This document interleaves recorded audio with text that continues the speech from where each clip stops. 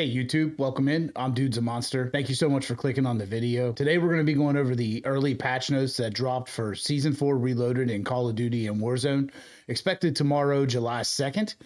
We're going to take a look at the multiplayer information, some zombies information, and specifically the Warzone information here. We got quite a bit of weapons updates, so it's going to be interesting to see how this plays out. Do me a favor, if you could, please leave us a like and subscribe to the channel. Join us on our road to 1,000 subs, and let's go ahead and get into this. Okay, so dropping today, July 1st, we've got an early look at the update information, what changes are coming, what's going to be new to the game for Call of Duty and Warzone, Black Ops 6, starting on July 2nd with the Season 4 Reloaded update. I feel like we have a lot of pressure on this update, given the rocky start to Season 4. So let's take a look here and see what they have in hand for us. Welcome to Season 4 Reloaded. The jailbreak was successful and Stitch is finally free, joining his old nemesis, Russell Adler. The two remain focused on the objective at hand, revealing the true identities of the Pantheon moles once and for all. The chase continues as new content arrives in the mid-season update, arriving tomorrow, July 2nd, to Call of Duty Black Ops 6, adding new maps, modes, weapons, events, and more. All right, so we have some new multiplayer maps coming. We've got Fringe, 6v6 returns from Black Ops 3. We have Eclipse coming, which is a 6v6 map, also 2v2 map. We've got some cell-shaded map variants, which they teased in some of the promo material leading up to Season 4 Reloaded, so I'll be interested to see how those turn out. Of course, we have some new operator skins, definitely interesting ones on the way, we should say. Okay, so we have Party Ops in the launch window. Party all night in this free-for-all party mode. Challenge players to finish a randomized set of mini-games with the highest score. The clock's ticking, each mini-game occurring in a short time frame. There's no score limit, and score streaks are disabled. Matches take place across Babylon, Grind, Nuketown, and Skyline, with the top 3 scoring operators winning the competition. Success means adapting to each new challenge on the fly as the type and order of mini-games is randomized at the start of each match. Mini-games include condensed versions of some classic party modes, alongside wild challenges like the dance-off, tasking operators to get down and funky in the designated dance zones, as well as musical zones later in the... What is going on with Call of Duty? I will not be playing this mode. Wow. I don't know how I missed that. Okay, so we have some new weapons coming. The Olympia, the special shotgun being added to the game, and the new melee weapon, the pickaxe. Some new weapon attachments, the SVD full auto mod and the TR2 CQB auto conversion, which we've looked at previously. Okay, we have some new zombies, limited time modes. Here we get a sneak peek at a cell shaded abomination, along with our season event with the Beavis and Butthead crossover, so that'll be interesting. Lots of new different variants added to the zombies game here. Some features are disabled for this event. The starting room locks all the doors, confining you to the start area of the map. Okay, so that's coming in season at a later date, I presume. The new Zombies leaderboard event. Now that looks pretty cool, actually. I can't lie. The zombie T-Rex is kind of goated. King of the Dead leaderboard, okay? New global events coming to multiplayer and zombies. The Beavis and Butthead, of course, the event pass, be the 2 tiers, one of them a paid path and then a free path. Okay, and then we have some movement updates. Additional improvements to player collision that could cause players to get stuck when colliding with each other, particularly when teammates are prone. That's a huge W. That's been a major issue with Black Ops 6 for me from the beginning. It seems like they never have gotten that straightened out. Hopefully that's a lot better after this update. All right, speaking on weapons here, our focus in Season 4 Reloaded is attachment tuning. When it comes to attachment balance, our goal is not for every attachment to be viable on every weapon. That said, we want every attachment to have a place across the many builds and playstyles in Black Ops 6. These challenges fall into 2 main buckets: portfolio-wide improvements to attachments that have lower usage, targeted weapon-specific changes to enable new builds. Among the list of attachments receiving buffs across all weapons are the short barrel, lightweight foregrip, precision foregrip, fast motion laser, target laser, and combat stock. An example of the targeted change is the C9, which has had its tactical laser significantly improved. I did see these earlier. We're not going to be reading through all of these, other than to say they are all the same pretty much for all these weapons. I don't even believe the values change. We're getting significant buffs on the recoil springs, the gain twist barrel, the short barrel, the ported compensator, the lightweight foregrip, precision foregrip, ergonomic grip, CQB grip, steady aim laser, fast motion laser, target laser, tactical laser, infiltrator stock, balance stock, and combat stock. And this is on the XM4, and it looks like across all assault rifles here. Now, here we're seeing an improvement to the rapid fire attachment on the AK-74. So some recoil penalty reductions and fire rate improvement increases. But other than that, it's all the same attachments here. Again, the aims, we're getting the rapid fire boost, boost on all the previously named attachments. The Model L, DPR 91, the Goblin MK2. This one with the rapid fire improvement may bring the Goblin MK2 back into the conversation, at least in Warzone. It suffered from a little bit of control and the fire rate being a little slow on that, so I will be interested to see how that plays in Warzone. The AS Val, same changes here with the same attachments. And the Krig C, oh wow, no damage reductions for multiplayer on the Krig C, but the same improvements and buffs across all of the attachments. The Cypher, same. Kilo, I mean, it looks like they touched all of the new assault rifles for Black Ops 6. And of course the new Fafar. So I take it that these attachments were just not seeing any play, or maybe they're just trying to play around with the overall handling of each class, but Okay, and then we get into the SMGs. It is the same attachments, same buffs all across these weapons. I'm not going to read through all these. If you want to look up the blog post, you can find them. But there is a lot. This would be a 3-hour video if we went through all of these individually. But all the SMGs are getting the same buffs to the attachments, which is this is good. I hope that this is a huge positive for the weapon play, especially in multiplayer, which kind of suffers probably more than Warzone at the moment with variety. The Papoosh, same. Ladra, the LC-10. All right, shotguns. So we're getting attachment upgrades on the shotguns. Looks like a lot of handling attachments here. Barrels, grips, foregrips, lasers, rapid fire on the ASG, still the worst gun in the game, if you ask me. The Maelstrom, okay, LMGs. Again, we're getting buffs to all the same attachments across the LMGs. The XMG, rapid fire, recoil penalty reduction here, bullet velocity increase with the gain twist barrel. The XMG could be a fun gun to play with now. The GPMG, the Fang 82, still not a very good weapon either. Marksman rifles, same buffs across the same attachments in the marksman rifle class. The SWAT, the Sarkov, the AEK, the DM10, which, to be honest with you, the rapid fire buff on the DM10 could get scary. That could get nasty. The TR2, same for that weapon. And of course, the new gun, the Essex. They also addressed an issue causing misalignment while ADS with the Essex. I knew that thing was off. I've been using it a lot lately, trying to level it up, and the iron sights were not matching up with the shots. That's great. That's great to hear. I hadn't heard anything about it. I wasn't sure. Okay, so sniper rifle adjustments, attachment upgrades here in the multiplayer side, all the same as the previous weapons. Okay, we're gonna go ahead and skip on down. Pistols, same attachments, all buffed. This is a lot. Okay, and then special adjustments to the Syrian 9mm, the lightweight foregrip, idle sway improvement increased from 60 to 65%, and the nail gun ammo count was increased from 15 to 20. So in the multiplayer, some issues that were addressed in the modes. They addressed an issue in demolition, that allowed the bomb to be diffused from unintended distances when sliding into defuse. The gunsmith addressed an issue that can prevent optics from being properly attached on the Essex Model 07. Addressed an issue that caused certain underbarrel attachments to show as incompatible when equipping the G-grip underbarrel.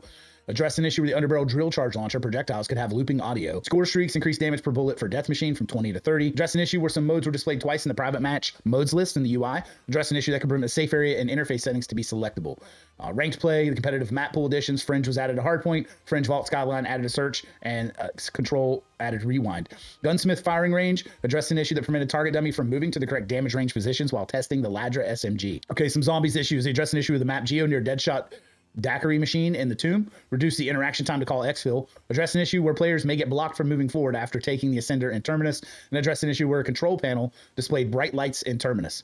The Grief mode, we're back with some more Grief updates for Season 4 Reloaded. We've been monitoring the mode after previous changes, watching your feedback, and playing matches with all of you, and here's what we've landed for this update. Player-to-player interactions. We believe that slowing and pushing other players as well as interrupting revives are core to the Grief experience. However, we do believe that interrupting other players' health regen has caused players to over-index into melee builds. Starting with Season 4 Reloaded, these player-to-player interactions will no longer interrupt the other player's health regen. Gobblegum updates, keeping a close eye on the data. We're restricting Gobblegums that remove skill as an element, reviving your teammates in Grief. These include near-death experience, Phoenix Up, and Nowhere But There. New rewards as a little extra encouragement for players to finish out the match. Grief will now serve as a new way to earn whimsical Gobblegums. The winning team will receive 2 random whimsicals, and the other team will receive 1 random whimsical once victory and defeat are declared. Grief adjustments. We previously mentioned that we don't believe any Griefs should be able to be ignored, and we made changes across the board in this update to make every capture zone count. Additionally, after a capture zone has been completed, zombies will begin to enter the space faster to make sure they're a constant threat. As always, we'll keep an eye on how these changes affect the mode. Thanks for playing and keeping your feedback coming. I'll be honest with you, I've never played this mode. I don't think I've ever even seen gameplay from this mode. I don't play zombies. I like the mode. I'm glad it's an option, but that's just not really for me. So here's some other changes to Grief coming with the Season 4 Reloaded update. Weapons. Address an issue where the Mecha Drake weapon blueprint with the Akimbo stock attachment would become a single weapon after a pack-a-punch. Address an issue with launch projectiles from the underbarrel drill charge could result in looping audio. Perks. Address an issue with the sound effects in third person when using the PhD slider and Tribologist augments for the PhD flopper. What am I reading? Address an issue where quick revive would not be in the correct placement on the bleed out bar. Address an issue where the icon in the tactical slot is missing once the player's equipped incantation is empty in Citadel de Mortis. Address an exploit with shock charges. Field upgrades. Address an issue where the Frost Blast unlock condition shows incorrect information. Address an issue where players are unable to shoot out the tentacle trap after being grabbed while Dark Flare is active. Power-ups. Adjusted single power-up Gobblegum spawn to What am I reading? Power-ups. Adjusted single power-up Gobblegum spawn to prioritize the time of activation to calculate the spawn location. It will fall back to activate immediately if no valid location can be found to spawn the power-up. Address an issue where the power-up's icon overlaps the banner, grabbing more than one in rapid succession. Loot. Addressed an issue where the in-game intel splash and the ethereal statue displays but does not unlock in menu. Enemies. Addressed an issue where the doppelgas could clip through the ground and die underneath the map. Addressed an issue where a zombie enemy was missing eye glows and Citadel Demorts. UI. Addressed an issue where the weapon UI icon may not appear on the weapon from the mystery box. Addressed an issue where the void cannon showed an incorrect name in the match location notifications. Addressed an issue where the low health warning was triggering early. Addressed an issue where graphical corruption can be seen from a distance in Service Tunnel and Shattered Veil. And addressed various stability issues. They got to work on some of the names for this zombies mode. I mean, it's kind of intimidating as a player who doesn't play it. I don't want to go over there so I don't have to talk about these things to people. And now we're going to go over to the Warzone patch notes. All right, so Call of Duty Warzone, again, the Beavis and Butthead event, it's similar to the Squid Games event we've had previously in the Turtles. We're going to have a free tier event tier and a paid event tier to earn these rewards. So if you're excited for that, let me know in the comments. I'm an old head. I did grow up loving Beavis and Butthead, but I don't know how I feel about this kind of stuff coming to Call of Duty. I love and hate it at the same time. It's a very odd feeling for me. All right, so maps. Adjustments to Verdansk. We've got the train is rolling in into this half season with a few familiar upgrades. All aboard. Added a buy station to the train, added a UAV tower to the train. The UAV tower is disabled in Battle Royale ranked. We have new limited time mode, Havoc Royale. If you guys remember Havoc Resurgence, it's basically with the power-ups and different abilities. So this will be coming to Verdansk in Battle Royale. It'll be 44 players, quads, 15-minute matches. You'll be able to pick up different power-ups and different things at the buy stations tailored to the Havoc game mode. So be interested to check that out. We've got all the different power-ups you'll see here. Melon heads. Operators will sport oversized watermelon heads. That sounds like that could be a fun mode to play with. Maybe we'll do that one night on stream. Okay, so we have Resurgence Casual coming to Call of Duty, and I'm not sure how people feel about this. I just did a video talking about the casual mode. I'm a fan of the casual mode. I'll be interested to see how this plays out in Resurgence. Small map. There's only 3 teams of real players, 12 players, and 32 bots. So we'll definitely be playing this to check it out and get a feel for it and see how it compares. But okay, and Rank Play Resurgence is returning. So we are getting Rank Play on Resurgence, as well as Big Map will have Rank Play for Verdansk. Here's our playlist update. As of right now, no dates included on this, which is unusual, but we will have Battle Royale, solos, duos, and quads, Resurgence solos, duos, and quads, Ranked Play BR trios, Ranked Play Resurgence trios, Plunder quads, Havoc quads, Battle Royale casual, solos, and quads, Resurgence casual quads. There is a lot to choose from and to get in and play with Call of Duty Warzone right now, depending upon what your flavor is or how you enjoy to play. So I'm excited about this playlist update. At least we have Battle Royale solos back, and yeah, we'll see how it goes. So of course, Rank Play returning for Resurgence. This is all your standard Rank Play information. I don't typically go over this because I don't play Ranked Play. However, you can find all this information on the blog post. All right, so some adjustments to loot and economy. In all modes, there's new weapons added to the ground loot. Season 4 weapons are now available as ground loot across all core modes. The Care Package Kill Streak is rare loot in Battle Royale. Care Package contents have been updated to include a chance at the following rare items: Specialist, Hand Cannon, Bunker Buster, Armor Satchel, Self-Revive, Door Barricade, Ammo Box, or Armor Box. Resurgence and Plunder has the updated lootable perks of Shrouded, Irradiated, Loot Master, Cold-Blooded, Reactive Armor, and Bird's Eye. Some contract adjustments. Most Wanted spawns. Most Wanted contracts will now only begin appearing after the first circle has ended. Below outlines the final circle in which various contracts will spawn on the map. No more contracts will spawn all at once the 4th circle ends. So basically, I think what they're doing here is everyone would hop drop Most Wanteds, run that to get loot and cash quickly and get a loadout super early. So here we go. So here's a better, so same for Battle Royale and Resurgence. Most Wanted contracts will now only begin appearing after the first circle. Doubled the monetary payout for killing a Most Wanted target. We've seen some minor problems with the Most Wanted contract being primarily completed right on drop and being completed with little to no conflict more often than desired, along with a lack of contracts later in the game in BR matches. We'll be doing the same readjustments to the contract spawns in BR and the rewards for killing a Most Wanted target to address this. All right, so new perks for Resurgence and Plunder. The Loot Master spawns additional items from supply caches and gives a higher chance to find tacticals, lethals, cash, field upgrades, kill streaks, and other high-tier gear. Available in Resurgence and Plunder via ground loot. Adjustments to perks. Reactive Armor now regenerates up to full armor over 35 seconds. I still think that, does anyone use that perk? Let me know in the comments. I've tried it once and it's absolutely useless in my opinion.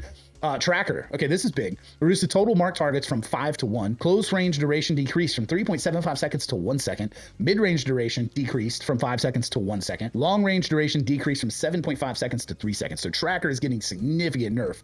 The Combat Scout style effective tracker was originally intended to support long-range play. Over time, it became more dominant at short to mid-ranges. With wall penetration visibility removed, the perk was rebalanced to mark multiple enemies, but 5 proved excessive. We're returning to a focus on your current target to better align with its intended role. So this is going to significantly change the perk meta because this perk is everywhere. It is overpowered. I like to see this change. Grenader equipment is now deployed faster. Health regeneration delay from explosives reduced from 5 seconds to 3 seconds. Bomb squad damage reduction now applies to self-inflicted explosive damage. Explosive damage reduction increased from 30 to 45%. So Bomb Squad gets a significant buff. That will be a good perk to consider at this point. Restock, equipment regeneration increased. Time increased from 50 to 60 seconds. Scavenger, the amount of cash drop decreased from 1,500 to 1,000. That bums me out. That's my favorite perk. Cash and plates, extra cash and plates is a premium on Verdansk. So that's kind of a bummer. The explosive delay time increased from 1.5 to 1.6 seconds on reflexes. This change is intended to give players just enough time to react in moments like reaching the top of an ascender. All right, so we have our new weapons coming. We talked about previously the Olympia special double barrel shotgun, the melee pickaxe, the new attachments for the SVD and the TR2. Okay, so Gulag loadouts have been changed. Pistols will now come equipped with the following attachments: Microflex optic, Kepler Microflex, the compensator muzzle, and extended magazine. So they will come with all three of those. Okay, so pistols will be a little bit better in the first circle, I guess, in the Gulag. Default loadouts have been changed. Okay, and here in the weapons, we have the same changes we looked at in the multiplayer. It's all the same equipment changes and attachment changes. So all the ARs were touched for the Black Ops 6 weapons. Oh, but the Krieg C gets a nerf. So we have range nerfs on the Krieg C, as well as arms multiplier decrease slightly from 1.05 to 1. Aim down sight movement speed decreased from 3.3 meters per second to 3 meters per second. Sprint to fire increased from 200 milliseconds to 215 milliseconds. Bullet velocity decreased slightly. Flinch resistance reduced by 20%. So the Krieg C catches a nerf. I don't know if it'll be enough to take it out of everyone's hands, but we'll see. And then, of course, the same attachment buffs. Model L also gets the same attachment buffs. And the XM4, again, same attachment buffs.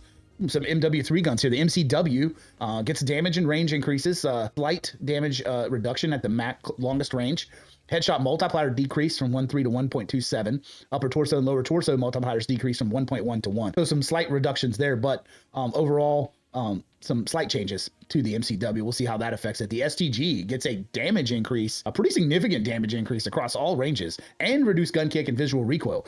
Are they trying to bring some folks back in with the STG that maybe haven't played any Black Ops 6? Because that gun was still kind of decent. It'll be interesting to see if that one's actually worth picking up. And the M13B from MW2 gets significant damage increases and range increases. Bullet velocity increase. Headshot multiplier has been decreased. Upper torso multiplier decreased. Lower torso leg multipliers decreased. Aim down sight movement speed increased from 2.9 to 3.2 meters per second. Aim down sight speed reduced from 230 to 260, and reduced gun kick and visual recoil on these weapons. Okay, and then we have the M4, which gets some attachment upgrades to the Jack Harbinger kit.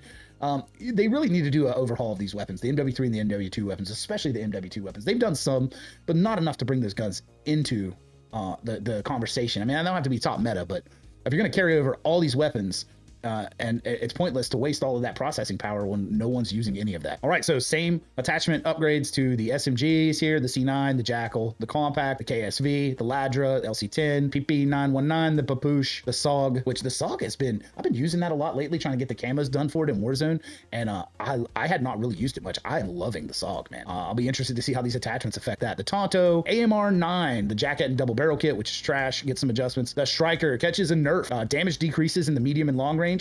Slight increase in the close range. Headshot multiplier increased. Upper torso multiplier increased. Lower torso multiplier decreased slightly. Medium damage range 2 was removed and reduced visual recoil. So the Striker catches a slight nerf. Bass P gets a significant damage increase from the MW2 guns. Headshot multiplier decreased slightly. Lower torso leg multipliers decreased slightly. Aim down sight movement speed increased. Medium damage range 2 and 3 removed. Reduced gun kick, reduced visual recoil. Hopefully significantly. These guns cannot compete with the new Black Ops 6 weapons. The Lockman Shroud Jack Decimator kit. Max damage range increased from 10.1 to 11.7 meters. Medium damage range 1 increased from 7.8 to 19. So some damage, some range increases for the Lockman Shroud Jack Decimator. The Vaznev, I love this gun. I am using this ASAP to see if this is significant.